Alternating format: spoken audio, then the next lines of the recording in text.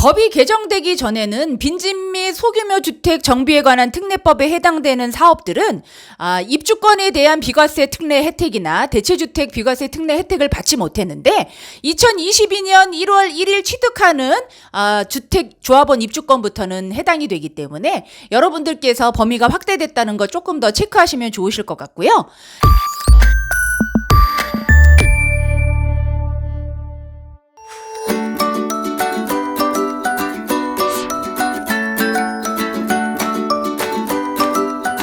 이번 정차할 곳은 광명사거리역 10번 출구, 광명사거리역 희웅부동산입니다.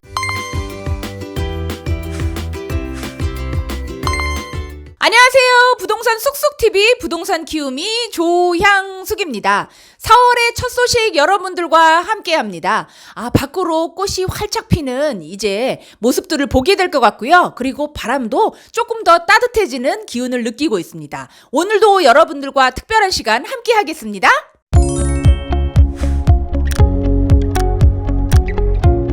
오늘은 광명뉴타운에서 부동산 키우미가 여러분들과 함께 오랜만에 세금에 관한 이야기 함께 하도록 하겠습니다.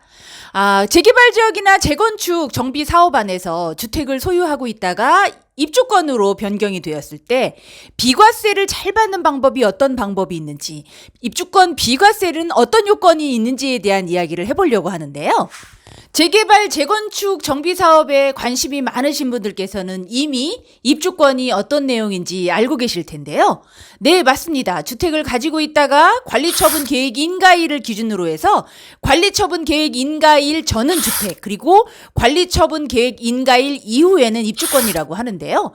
2005년도 5월 30일 이후부터 관리처분 계획 인가일을 기준으로 해서 입주권 를 얘기한다는 사실 함께 알고 계시면 좋으실 것 같고요.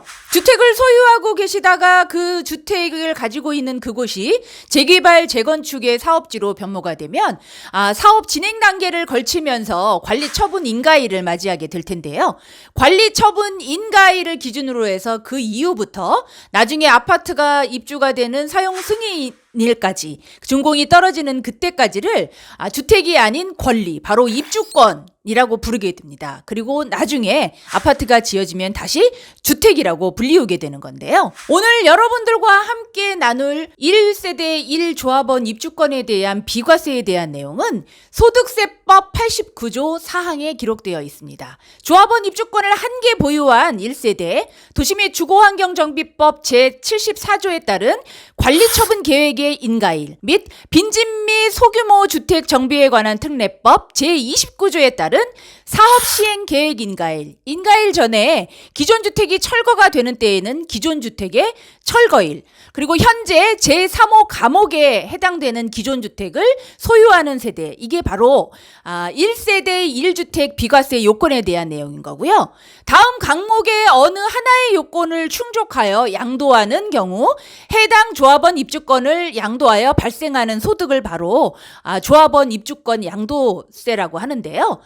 다만 해당 조합원 입주권의 가액이 대통령령으로 정하는 기준을 초과하는 경우에는 양도소득세를 과세한다라고 합니다. 여기에서 대통령령으로 정하는 기준은 이번에 바뀐 2021년 12월 8일부터 개정된 비과세 12억 초과에 대한 내용인 거고요. 거기에 감옥에 보면 양도일 현재 주택을 보유하지 아니할 것이라고 얘기하고 있습니다. 앞선 영상에서 소득세법 89조에 대한 법조문에 대한 말씀을 드렸는데요. 조금 더 구체적으로 말씀을 전해드리면 비과세 요건이 관리처분 인가일 현재 충족이 돼야 된다는 얘기인 거고요. 비과세 요건에 대한 1세대 1주택에 대한 내용은 소득세법 시행령 154조에 기재가 되어 있으니까 여러분들 가서 한번 보시고요. 제가 나중에 시간이 된다고 하면 그중에 입주권 비과세 특례에 대한 내용도 한번 영상 남겨드리도록 할게요. 그리고 입주권 매도 시에 다른 주택이 없을 것이라고 합니다. 물론 일시적 2주택은 가능하다고 하지만 입주권 매도 시 다른 주택이 없어야 되고요. 주택이 아닌 입주권은 권리이기 때문에 원칙적으로는 비과세 혜택을 못 받지만 관리처분 인가일을 기준으로 그 전에 2년 보유, 조정대상 지역일 경우에는 2년 거주 기간에 요건을 채운다 그러면 비과세 혜택을 받으실 수 있다는 걸 다시 한번 체크하면 될 것 같고요. 비과세 적용 대상에 대해서 한 번 더 말씀을 드리면 관리처분 인가일 기준으로 해서 주택으로 매수하신 분들께서는 원조합원이기 때문에 비과세 혜택을 받으실 수 있지만 승계 조합원인 분 같은 경우에는 관리처분 인가일 이후에 권리로 취득을 하셨기 때문에 입주권 비과세 혜택을 못 받으신다는 거 여러분들도 잘 알고 계시겠죠? 소득세법 88조 9호에 조합원 입주권에 대한 정의가 나오는데요. 그 조합원 입주권에 대한 내용엔 재건축 사업, 그리고 재개발 사업, 그리고 소규모 재건축 사업이 조합원 입주권에 해당이 됐었습니다. 그런데 2021년 7월 세법 개정안을 통해서 조합원 입주권 범위가 확대가 됐죠. 그래서 올해 2022년 1월 1일 취득한 빈집 및 소규모 주택 정비에 관한 특례법에 해당되는 자율주택 정비 사업, 그리고 가로주택 정비 사업, 그리고 소규모 재개발 사업에 해당되는 입주권 또한 입주권으로 불린다는 사실 여러분들 특히 조심해서 알고 계셔야 될 것 같습니다. 법이 개정되기 전에는 빈집 및 소규모 주택 정비에 관한 특례법에 해당되는 사업들은 입주권에 대한 비과세 특례 혜택이나 대체주택 비과세 특례 혜택을 받지 못했는데 2022년 1월 1일 취득하는 주택 조합원 입주권부터는 해당이 되기 때문에 여러분들께서 범위가 확대됐다는 거 조금 더 체크하시면 좋으실 것 같고요. 1세대 1주택 입주권에 대한 오늘 내용 종합해서 드려볼게요. 일단 관리처분 인가일을 기준으로 해서 비과세 요건을 충족을 하셨다면 그분들께서는 언제든지 입주권으로 매도가 가능하시고요. 비과세 혜택도 물론 받으실 수 있고요. 그리고 관리처분 인가 전에 주택을 매수를 하셨지만 비과세 요건을 충족하지 못하셨다면 나중에 아파트 사용 승인일 이후에 거주기간, 조정대상 지역 같은 경우에는 거주기간을 채우셔서 요건을 충족하시면 입주권 비과세 혜택을 받으실 수 있고요.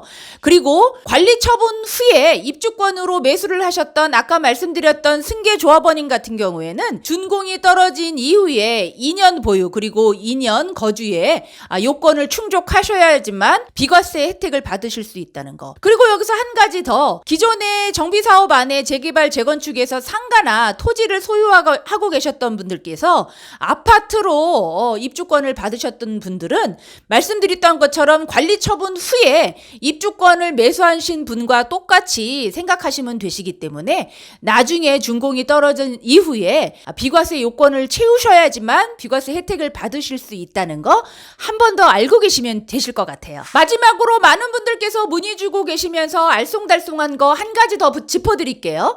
양도세 같은 경우에는 관리처분 인가일을 기준으로 해서 주택, 그리고 관리처분 인가일 이후에는 입주권이지만 취득세 같은 경우에는 관리처분 인가일 기준이 아닌 주택이 멸실되는 거를 기준으로 해서 멸실이 되기 전에는 주택, 그리고 멸실이 된 이후에는 입주권으로 불리운다는 사실 잊지 마세요.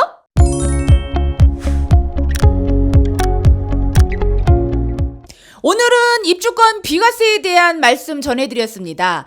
세금에 대해서는 조금 더 구체적으로 디테일하게 말씀을 전해드려야 되겠지만 축약해서 말씀 전해드렸으니까 조금 더 구체적으로 관심을 가지고 세무사 상담을 받아보시는 거 잊지 마시고요.